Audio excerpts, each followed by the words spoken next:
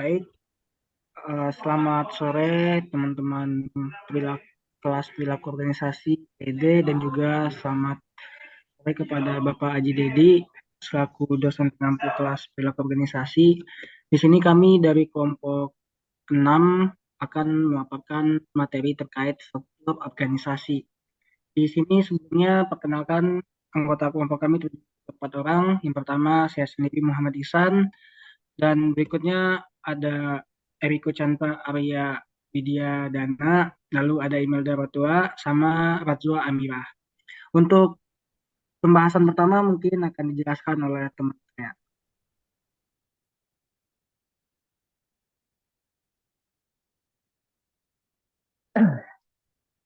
Baik, selanjutnya adalah materi dari struktur organisasi, yaitu struktur organisasi mendefinisikan yaitu bagaimana tugas-tugas pekerjaan, kemudian dibagi dan juga dikelompokkan serta dikoordinasikan secara formal.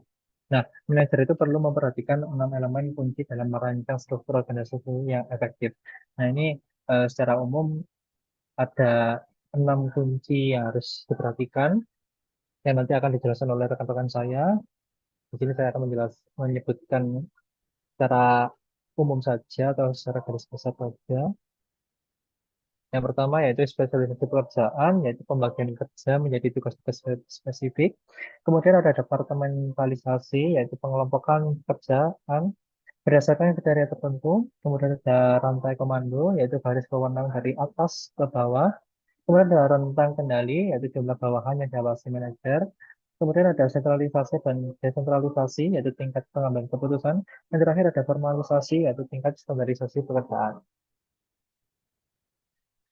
Selanjutnya, saya akan menjelaskan mengenai spesialisasi kerja. Dan konsep dasarnya itu adalah konsep di mana aktivitas dalam organisasi itu dibagi menjadi beberapa pekerjaan yang terpisah. Yaitu inti dari spesialisasi kerja itu adalah membagi pekerjaan menjadi beberapa langkah yang masing-masing diselesaikan oleh individu yang berbeda. Nah, sehingga tiap individu berspesialisasi pada bagian tertentu dari suatu aktivitas. Nah, di sini ada keuntungannya dari spesialisasi kerja. Yang pertama yaitu efisiensi maksimal. Kemudian yang kedua yaitu peningkatan keterampilan dalam eh, suatu organisasi atau perusahaan. Kemudian ada penghematan waktu. Yang keempat ada pelatihan lebih mudah. Kemudian ada mendorong inovasi. Dan yang terakhir ada meningkatkan produktivitas. Nah, untuk kekurangannya sendiri, yang pertama itu kebosanan dan kelelahan karyawan. Kemudian yang kedua itu stres yang meningkat. Kemudian yang ketiga produktivitas yang menurun. Yang keempat kualitas buruk. Kelima peningkatan ketidakhadiran. Kelima pergantian karyawan yang tinggi. Kemudian ada solusi modern dari spesialisasi kerja untuk mengatasi kekurangan atau meminimalisir kekurangan yang ada. Yaitu yang pertama memperluas ruang lingkup aktivitas, yaitu bukan lagi mempersempitnya.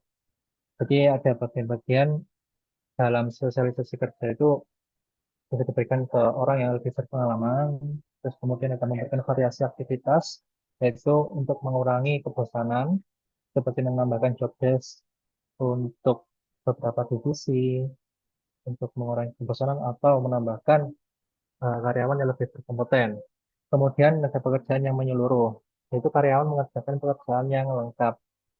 Jadi untuk mengatasi, kan tadi ada disebut bahwa kekurangannya stres yang meningkat. Nah, pekerjaan yang menyeluruh ini itu diharapkan untuk bisa mengatasi stres dan juga kebosanan tersebut. Kemudian ada tim dengan keterampilan yang dapat dipertukarkan dan meningkatkan fleksibilitas dan juga kepuasan tentunya. Selanjutnya, nah ini ada contoh historis dari Keraton Jogja. Ya, sistem pemerintah Keraton Jogja menunjukkan evolusi spesialisasi kerja dalam konteks organisasi tradisional. Yang pertama pada masa Belanda yaitu spesialisasi tinggi melalui sistem kanayakan atau semacam kementerian yang dibagi menjadi urusan dalam dan urusan luar dengan fungsi-fungsi spesifik seperti keuangan atau kanayakan gedung, pekerjaan umum atau kanayakan kepara, dan pertahanan atau kanayakan penumping. Kemudian di masa Jepang antara tahun 1942 sampai 1945, Sultan Hamengkubuwono ke-9 melakukan reorganisasi dengan membagi tugas menjadi 6 sampai 7 panitia atau jawatan yang lebih berspesialisasi. Yang pertama ada Kapanitran atau sekretariat, kemudian ayahan umum atau urusan umum, ekonomi, kemudian ada Wiyata Praja atau pendidikan, kemudian ada yayasan umum atau pekerjaan umum, dan pariharta atau keuangan. Nah, setiap Paniradia ini dipimpin oleh Paniradyapati yang bertanggung jawab langsung kepada Sultan. Nah, jadi intinya itu dari masa Belanda itu masih tergolong belum terspesialisasi untuk masing-masing bagian-bagian. Kemudian pada masa Jepang ini lebih terspesialisasi dengan dibagi menjadi 6 sampai 7 paniragia. Nah, reorganisasi ini menunjukkan bagaimana spesialisasi dapat disesuaikan untuk meningkatkan efisiensi sambil mengurangi ketergantungan pada satu posisi yang terlalu kuat atau terlalu dalam. Kemudian ada yang kedua yaitu departementalisasi, yaitu pengertiannya yaitu dasar pengelompokan pekerjaan setelah pekerjaan dibagi melalui spesialisasi kerja. Nah, tujuannya adalah agar tugas-tugas umum dapat dikoordinasikan dengan baik. Nah, ini merupakan kelanjutan dari spesialisasi kerja yaitu departementalisasi. Kemudian ada beberapa jenis departementalisasi. Yang pertama yaitu fungsional, yaitu pengelompokan aktivitas berdasarkan fungsi yang dijalankan. Nah, ini saya mengambil contoh dari Keraton Yogyakarta lagi, yaitu Nayaka atau Nayaka urusan dalam atau mengurus wilayah keraton dan kota. Nah, di dalam Nayaka urusan dalam ini dibagi menjadi dua lagi, yaitu Kanayakan, Parak, Piwo, dan Tengen. Nah, fungsinya itu adalah yayasan dan pekerjaan umum. Terus kemudian ada Kanayakan Gedong, Piwo, dan Tengen, yaitu fungsinya yaitu di bagian keuangan. Kemudian di Departemen atau Nayaka urusan luar, itu mengurusi wilayah di luar kota. Yang pertama ada Kanayakan Siti Sewu, yaitu urusan tanah dan praja. Kemudian yang kedua ada Kanayakan Penumping dan Lumba Kanyar, yaitu bagian pertahanan. Kemudian ada Kanayakan Benijo atau urusan tanah seperti Siti Sewu. Kemudian ada departementalisasi fungsional. Itu pengelompokan pekerjaan berdasarkan jenis produk atau layanan.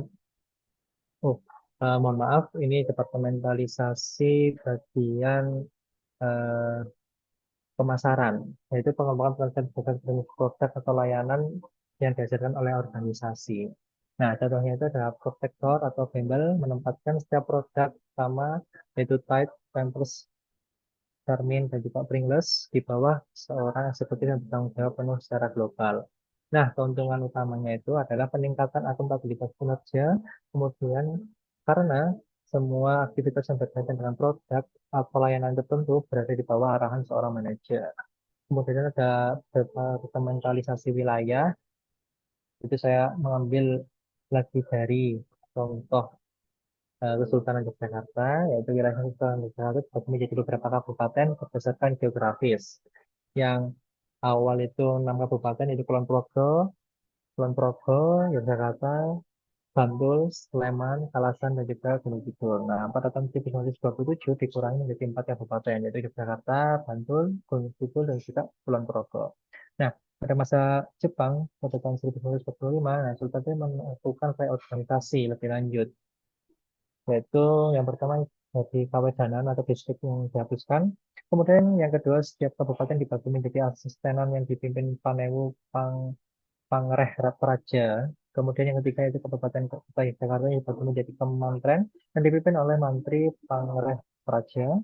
Kemudian setiap Kemantren terdiri dari beberapa rukun kampung, dan setiap rukun kampung terdiri dari beberapa rukun tetangga. Kemudian ada departementalisasi proses, yaitu departementalisasi yang berlaku untuk memproses pelanggan maupun produk. Nah, contohnya itu adalah pengurusan SIM di kantor administrasi kendaraan bermotor. Dengan langkah pertama itu ada validasi dan divisi kendaraan bermotor. Kemudian langkah kedua itu pemrosesan oleh Departemen Perizinan. Kemudian yang ketiga adalah langkah penagihan pembayaran oleh Departemen Keuangan. Kemudian ada departementalisasi pelanggan, yaitu pengelolaan berdasarkan jenis pelanggan spesifik yang ingin dijangkau organisasi. Nah, contohnya adalah Microsoft diorganisasikan berdasarkan 4 pasar pelanggan, yaitu yang pertama dari konsumen, kedua dari perusahaan besar, ketiga dari pengembang perangkat lunak, dan keempat ada dari usaha kecil. Nah, kemudian selanjutnya ada rantai komando, yaitu pengertiannya adalah garis pemenang yang tak terputus membentang dari puncak organisasi hingga eselon terbawah dan memperjelas siapa yang melapor kepada siapa. Kemudian ada wewenang. Nah, wewenang ini berkaitan dengan rantai komando, yaitu mengacu pada hak yang melekat dalam posisi manajerial untuk memberi perintah dan mengharapkan perintah tersebut itu dipatuhi. Nah, untuk memfasilitasi koordinasi, setiap posisi manajerial diberi tempat dalam rantai komando dan setiap manajer diberi tingkat wewenang untuk memenuhi tanggung jawabnya. Nah, saya juga mengambil contoh dari evolusi wewenang di Keraton Yogyakarta. Yang pertama dari masa Belanda, yang pertama dari Pepatih Dalem atau Danurejo memiliki wewenang ganda, yaitu bertanggung jawab kepada gubernur Belanda dan juga Sultan. Kemudian yang kedua mendapatkan gaji dari dua belah pihak, dari Belanda dan juga Kesultanan. Ketiga menjalankan pemerintahan sehari-hari. Kemudian yang keempat ada wewenang konsentrasi pada satu posisi yang berfungsi sebagai panjangan tangan Belanda. Nah, kemudian juga lagi pada masa Jepang. Yang pertama itu Komutyokan menggantikan Pepatih Dalem dengan fungsi serupa. Kemudian yang kedua Sultan Hamengkubuwono ke-9 melakukan redistribusi wewenang dengan menciptakan sistem panitia. Kemudian wewenang yang selanjutnya terpusat pada satu orang dibagi ke 6 sampai 7 Panitatiapati. Kemudian yang terakhir ada setiap panitia. Oke, selanjutnya. Nah, kemudian ada perubahan di era modern dalam visi rantai komando. Yang pertama itu akses informasi yang cepat. Karyawan yang tingkat rendah saat ini dapat mengakses informasi dalam hitungan detik yang sebelumnya hanya tersedia di manajer puncak. Kemudian yang kedua memperdayakan karyawan, yaitu karyawan mau operasional diberdayakan untuk membuat keputusan yang sebelumnya hanya diperuntukkan bagi manajemen. Kemudian yang ketiga itu popularitas tim, yaitu tim yang dikelola sendiri dan lintas fungsi semakin umum. Kemudian ada desain struktural baru, yaitu mencakup banyak atasan yang bertentangan dengan prinsip kesatuan komando. Kemudian ada evolusi wewenang di Keraton Jogja, ini yang di masa era modern, yaitu ada rantai komando keraton atau profesional, Sultan Hamengkubuwono ke-9, perintah Ageng Keraton, tepas-tepas dalam keraton, kemudian mengurus urusan internal keraton atau adat, tradisi, dan juga budaya.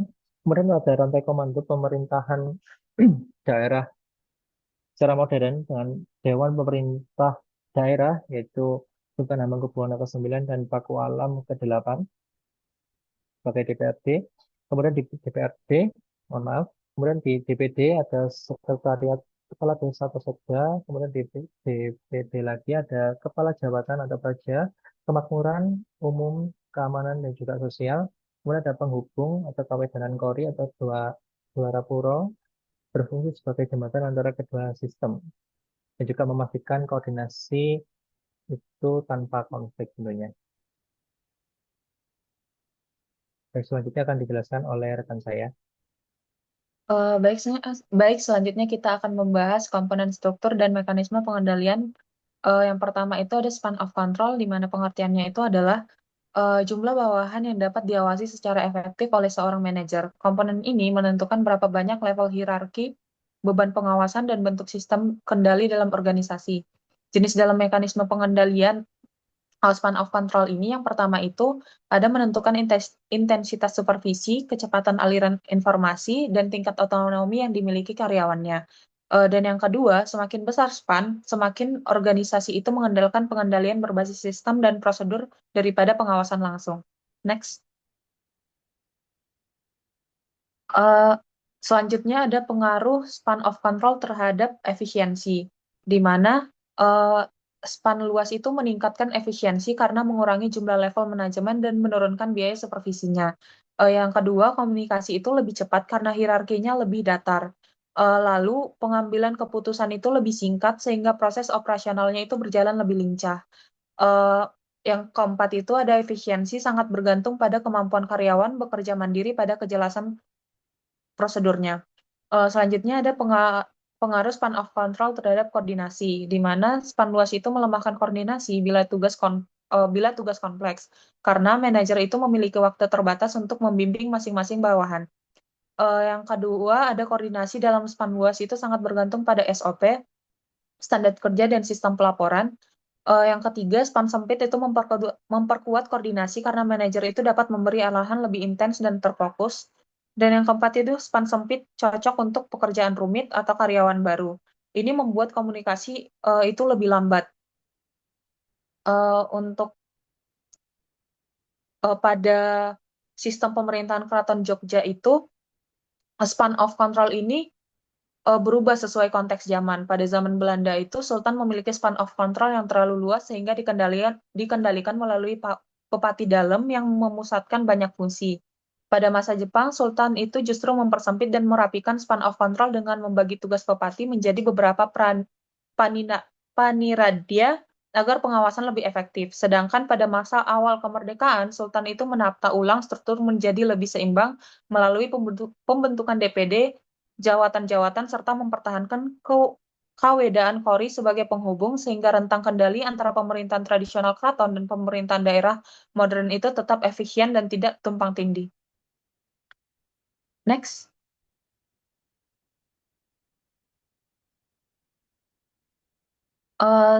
Selanjutnya ada centralization versus decentralization, di mana berdasarkan aspek pembagian kewenangan, pada sentralisasi ini kewenangannya itu dipusatkan di manajemen puncak, keputusannya itu dibuat secara terkoordinasi dari atas ke bawah. Sedangkan di desentralisasi, kewenangannya itu didorong ke level yang lebih rendah. Manajer operasionalnya itu memiliki keleluasan mengambil keputusan. Yang kedua, ada peran karyawan atau manajer lini, di mana pada centralization itu lebih sebagai pelaksana instruksi dan ruang direksinya itu terbatas. Sedangkan pada desentralisasi itu memiliki otonomi lebih besar dan dapat menyesuaikan keputusan dengan kondisi lokal atau tim. Yang ketiga, ada kontrol dan konsistensi, di mana tingkat kontrol pada sentralisasi, tingkat kontrolnya itu lebih tinggi, kebijakannya seragam dan terstandar. Sedangkan pada desentralisasi, kontrol itu lebih longgar, keputusan dapat bervariasi antar unit. Pada aspek kecepatan respon, desentralisasi ini lebih lambat karena harus melalui hierarki, sedangkan di desentralisasi lebih cepat karena keputusan itu dibuat dekat dengan titik masalahnya. Selanjutnya pada aspek kesesuaian lingkungan, itu cocok untuk desentralisasi itu cocok untuk lingkungan stabil, risiko tinggi, atau memerlukan standar ketat. Sedangkan pada desentralisasi ini cocok untuk lingkungan dinamis, inovatif, dan berubah cepat. Selanjutnya pada aspek implikasi bagi organisasi modern itu, desentralisasi itu memastikan konsistensi global yang mana ini diperlukan untuk proses yang sangat terstruktur, namun kurang adaptif dan bisa menghambat kreativitas. Sedangkan untuk desentralisasi itu mendukung inovasi, fleksibilitas, dan adaptasi cepat. Disebut lebih relevan dalam struktur modern seperti agile dalam tim lintas fungsi. Untuk selanjutnya ada aspek risiko utama pada sentralisasi sendiri, itu lebih lambat, tidak responsif, dan potensi birokrasinya itu berlebihan. Sedangkan pada desentralisasi, itu fragmentasi keputusan, potensi perbedaan standar antar unit. Next.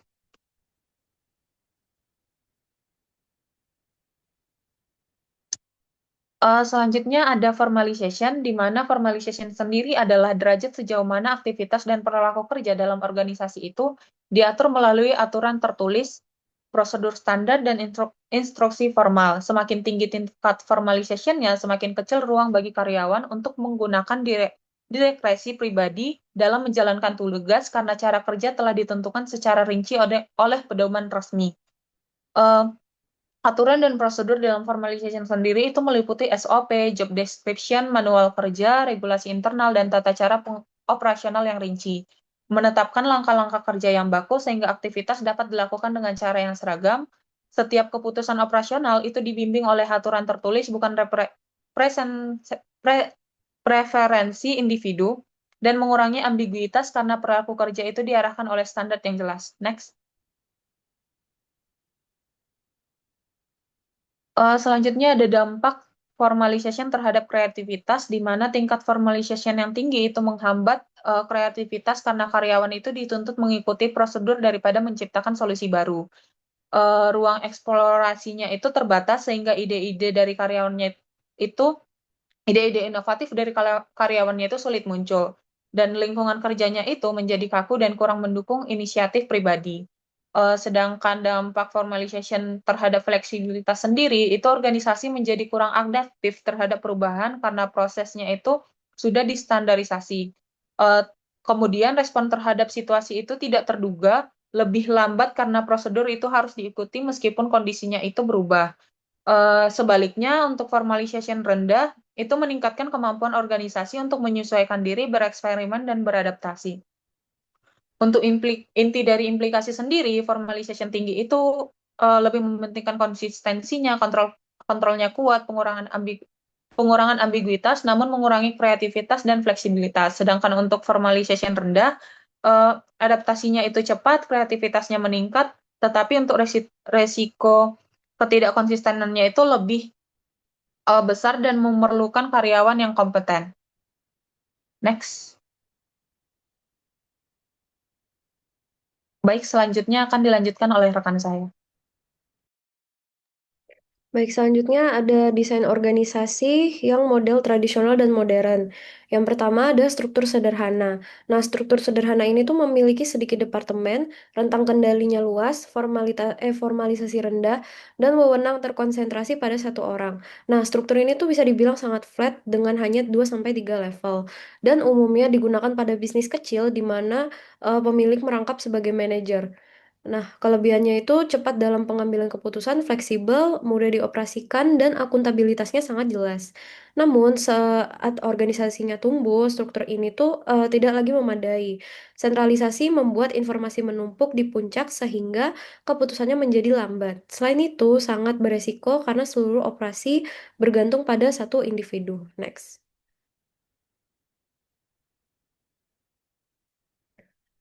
Oke, selanjutnya ada birokrasi.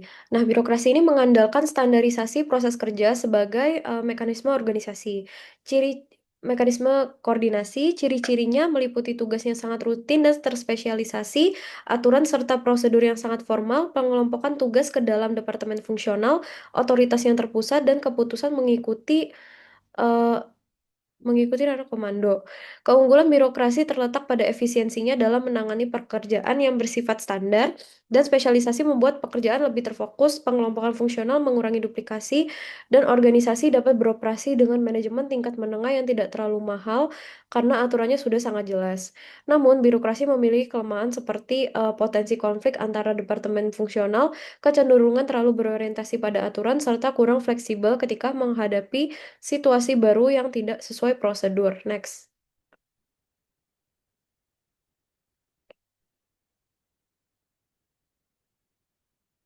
Selanjutnya ada opsi desain baru. Nah, ini tuh dibagi menjadi 3. Yang pertama, organisasi visual, yaitu merupakan struktur organisasi di mana perusahaan memiliki inti kecil dan meng-outsourcing hampir semua fungsi utama kepada pihak luar.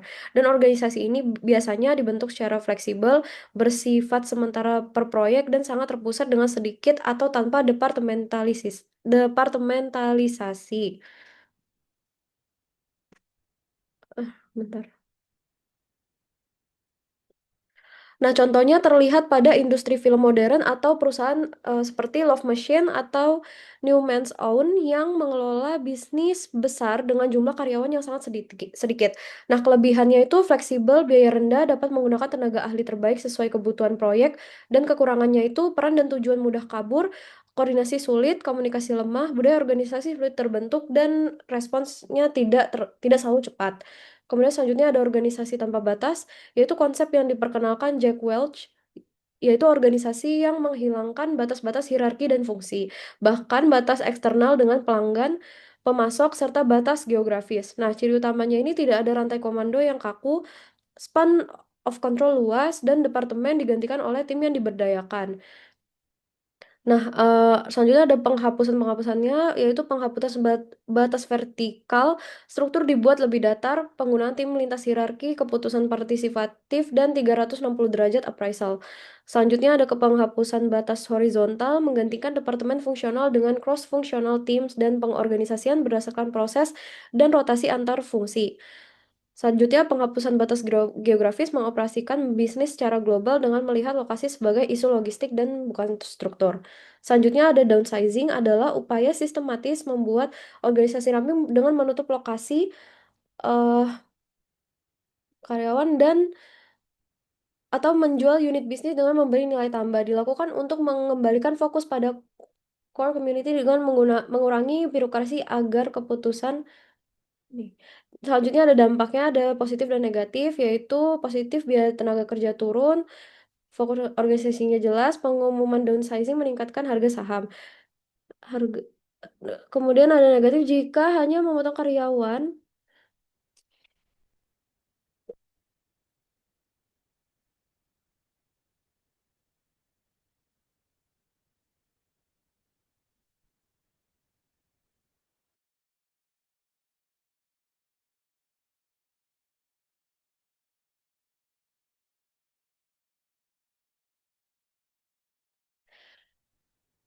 Selanjutnya, negatif jika hanya memotong karyawan tanpa restrukturisasi, profit dan saham sering turun, kemudian karyawan yang tersisa itu bisa mengalami stres, takut PHK, dan kurang fokus, kemudian kreativitas menurun dan meningkatnya turnover sukarela. Nah, strategi untuk mengurangi dampak buruk ini ada investment, communication, participation, dan assistance. Nah, setelah downsizing, investasikan pada praktik kerja yang meningkatkan keterlibatan, kemudian komunikasikan rencana lebih awal agar kecemasan berkurang. Libatkan karyawan, misalnya program pensiun dini atau severance sukarela, kemudian beri pesangon, perpanjang asuransi, dan bantuan pencarian kerja. Next.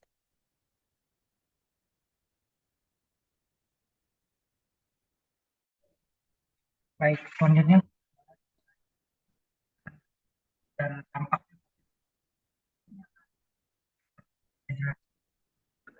Poin pertama kita kenapa sih? Jadi kita mengembangkan konteks dan kebutuhan dari organisasi itu. Perbedaan tersebut dengan teknologi ini menentukan apakah organisasi standar atau organik atau bersifatnya fleksibel, adaptif dan sedikit aturan. Nah, kalau kita mengacu pada artikel yang ada yaitu Hidayah dan Kumlasari, struktur organisasi ini sifatnya universal, tidak bersifat universal. Bentuknya dipengaruhi oleh kebutuhan operasional, sejarah organisasi, dan dinamika lingkungan. Setiap organisasi menyesuaikan strukturnya agar mampu menciptakan koordinasi, kontrol, dan kecepatan respon yang sesuai dengan konteksnya.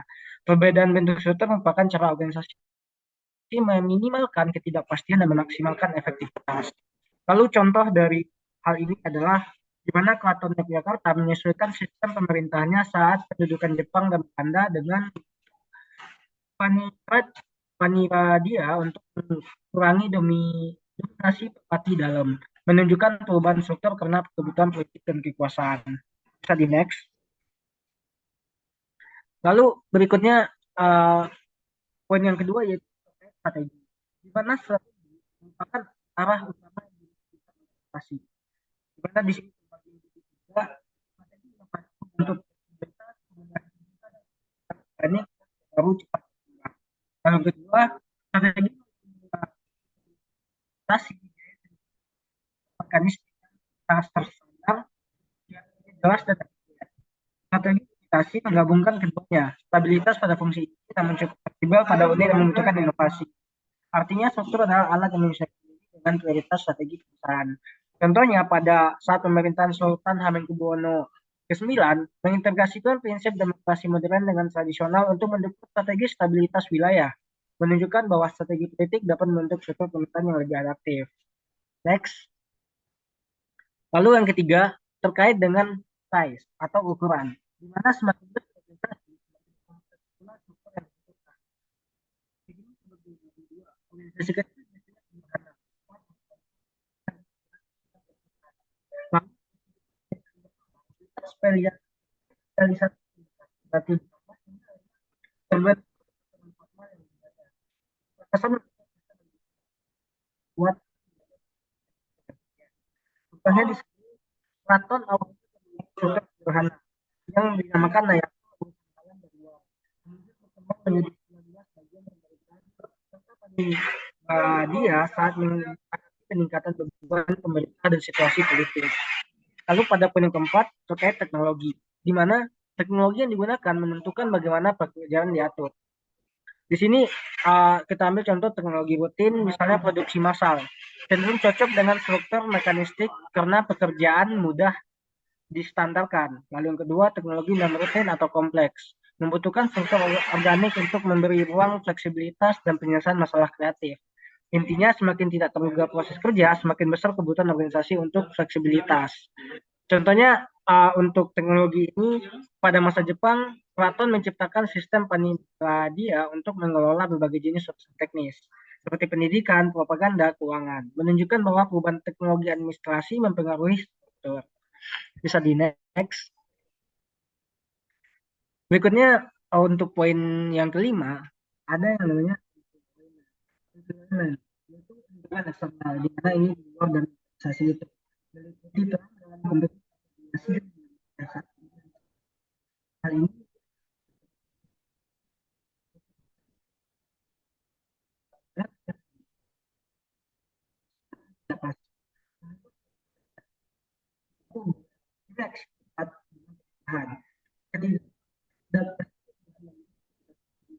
dapat contohnya di sini yaitu seperti pemerintahan Keraton Yogyakarta menghadapi lingkungan yang ekstrim seperti pendudukan, perang, agresi militer, Belanda, yang akhirnya menghasilkan struktur yang ada kolaboratif dan fleksibel agar tetap stabil dan mendukung republik.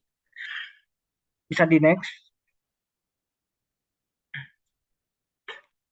Berikutnya poin yang keenam dengan organisasi desain dan plan atau ketua keinginan dari di mana organisasi mempengaruhi bagaimana karyawan bekerja dan merasakan kemampuan kreativitas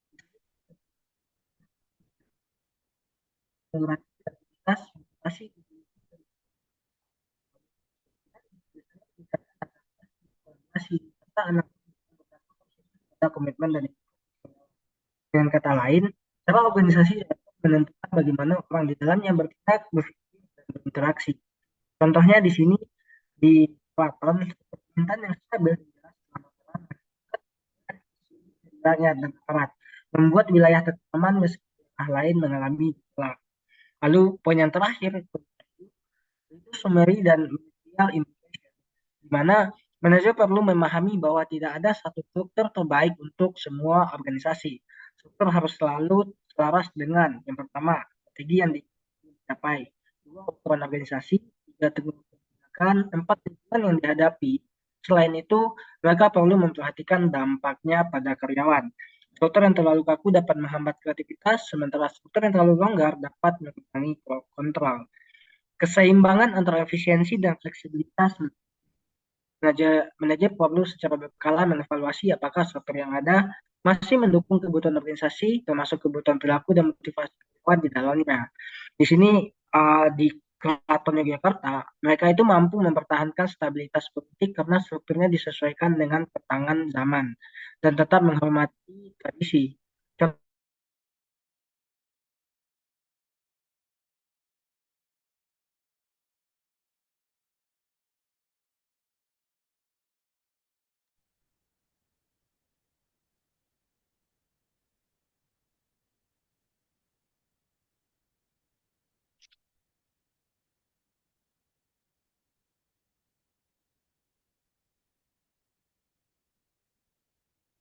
Tolong dong buat di apa share screen-nya lagi gitu. Ya.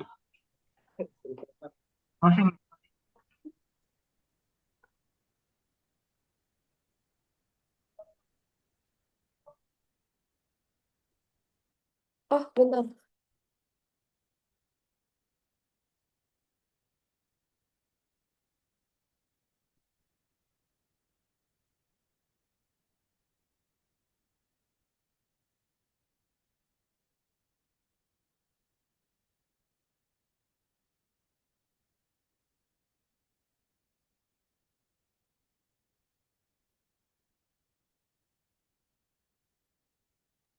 Ini ilmu ilmiah lah ya, kita cuma closingan doang.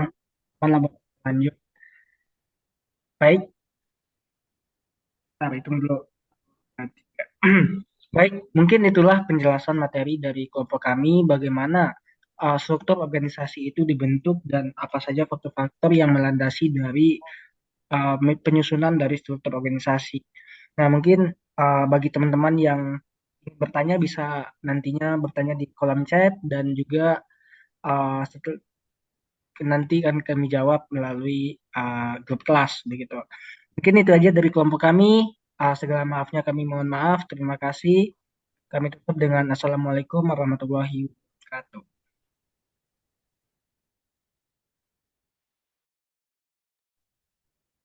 Oke, cukup, cukup, cukup.